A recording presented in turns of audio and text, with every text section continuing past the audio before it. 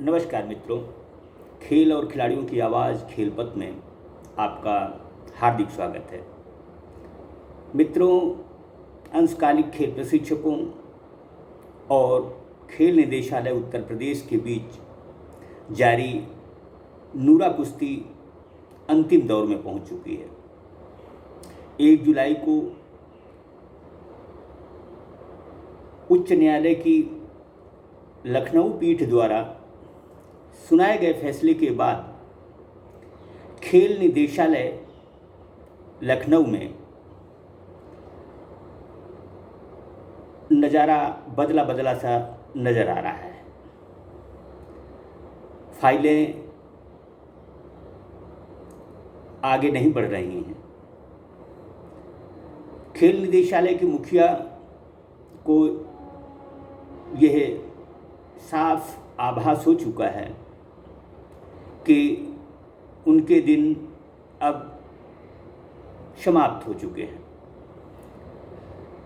दरअसल यह लड़ाई इतनी लंबी नहीं चलनी चाहिए थी, लेकिन इस लड़ाई में कई प्रशिक्षकों का दोहरी भूमिका में होना प्रमुख कारण रहा है।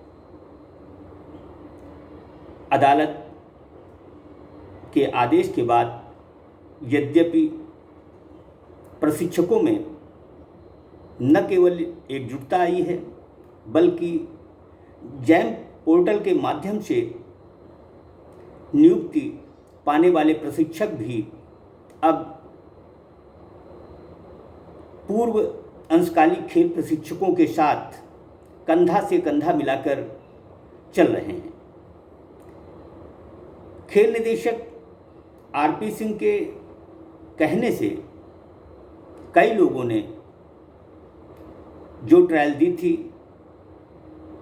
वह भी इस समय मुश्किल में है। उन्हें पता है कि यदि वो ज्वाइन करते हैं तो उन्हें कभी भी हटाया जा सकता है। दरअसल खेल निदेशालय के नियम कानून प्रशिक्षकों के हित में नहीं है। प्रशिक्षकों के हित में आज तक किसी खेल निदेशक ने कोई निर्णय नहीं लिया है। उत्तर प्रदेश बहुत बड़ा राज्य है। यहाँ कम से कम 1000 प्रशिक्षक होना चाहिए। इसके उलट खेल निदेशक की तानाशाही के चलते फिलवक्त समूचे उत्तर प्रदेश में 50 प्रशिक्षक भी नहीं हैं। प्रशिक्षकों के न होने से खेल गतिविधियां पूरी तरह से प्रभावित हो चुकी हैं। खिलाड़ी परेशान हैं। अभिभावकों की समझ में नहीं आ रहा कि वे अपने बच्चों के लिए क्या करें। दरअसल इसे अपने वजूद का सवाल बना लेना निहायत गैर जिम्मेदाराना बात है। खेल निदेशक आरपी सिंह को यह सोचना चाहिए कि स्थितियां उनके हाथ में नहीं हैं। स्थितियां बेकाबू हो चुकी हैं, जो कि उनके लिए परेशानी का सबब बनी हुई है। देखा जाए तो खेल निदेशालय की आंतरिक कलह भी ये बता रही है कि प्रशिक्षक अतिशीघ्र सेवा में लिए जाएंगे। प्रदेश के मुख्यमंत्री, खेल मंत्री भी चाहते हैं कि जब देश के सभी राज्यों में खेल गतिविधियां शुरू हो चुकी हैं तो उत्तर प्रदेश में भी हो जानी चाहिए। सूत्र बताते हैं कि खेल निदेशक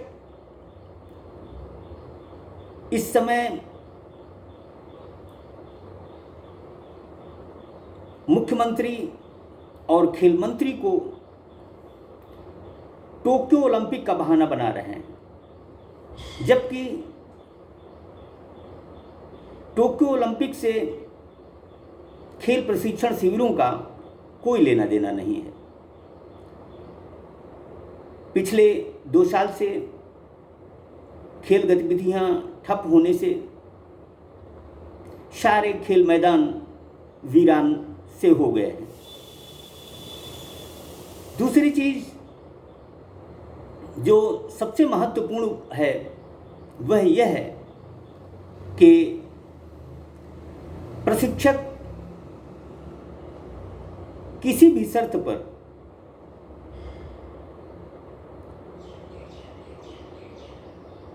प्रशिक्षण देने को तैयार नहीं है।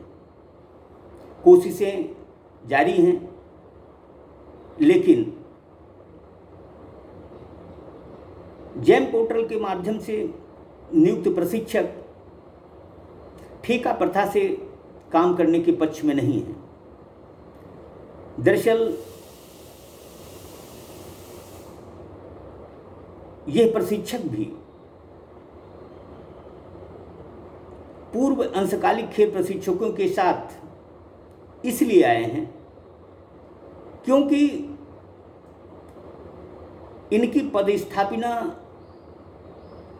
इनके गृह जिलों से हटकर की गई है। यदि जैम पोर्टल के माध्यम से ट्रायल देने वाले प्रशिक्षकों को उनके गृह जनपद में ही सेवा का अवसर मिल जाता तो शायद ये प्रशिक्षक पूर्व अंशकालिक खेल प्रशिक्षकों के साथ कभी नहीं आते।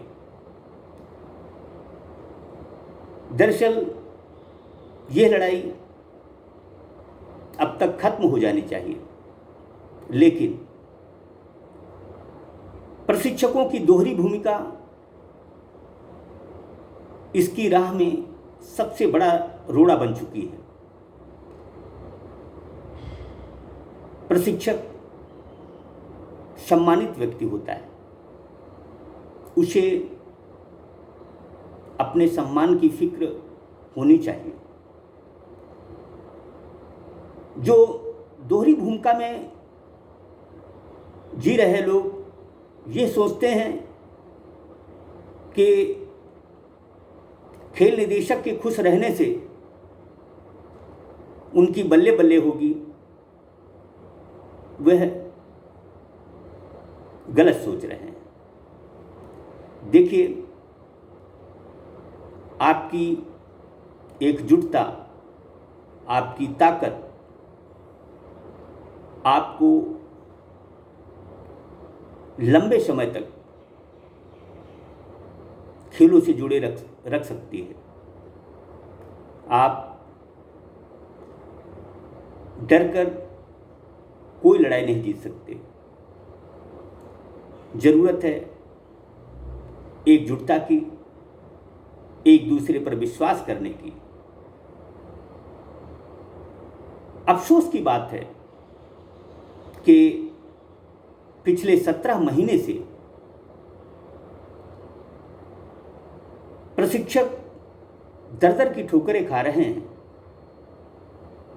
उत्तर प्रदेश के किसी खेल संगठन और खिलाड़ियों के समूह ने इन प्रशिक्षकों का साथ देना उचित नहीं समझा है। इससे साफ लगता है कि हर व्यक्ति अपने फायदे के लिए सोच रहा है। यह लड़ाई चूंकि अदालत में है, लिहाजा हर किसी को ये चीज़ सोचनी चाहिए कि अब खेल निदेशक के खुश रहने और खेल निदेशालय के चक्कर काटने से कुछ भला होने वाला नहीं है। मित्रों, समय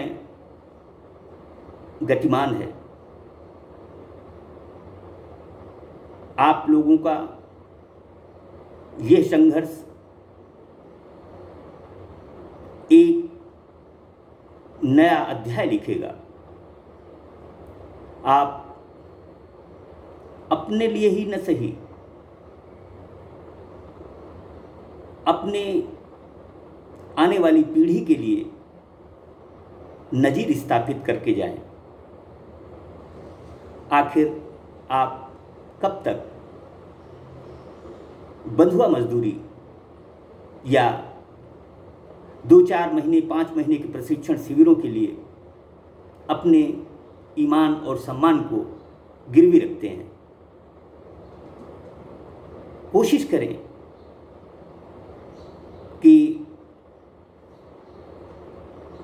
स्थितियों को बिगड़ने से पहले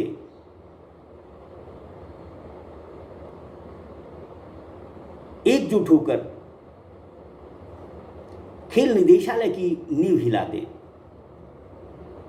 उनको एहसास करा दें कि आप ताकतवर हैं। अब जमाना नहीं है कि जा कोई तुम्हें कांटा बोवे ताहू बहो तुम फूल। आज का जमाना है जो कोई तुम्हें कांटा बोवे ताहू बहो तुम भाला। वो भी साला जानेगा कि पड़ा किसी से पाला। जय हिंद, जय भारत।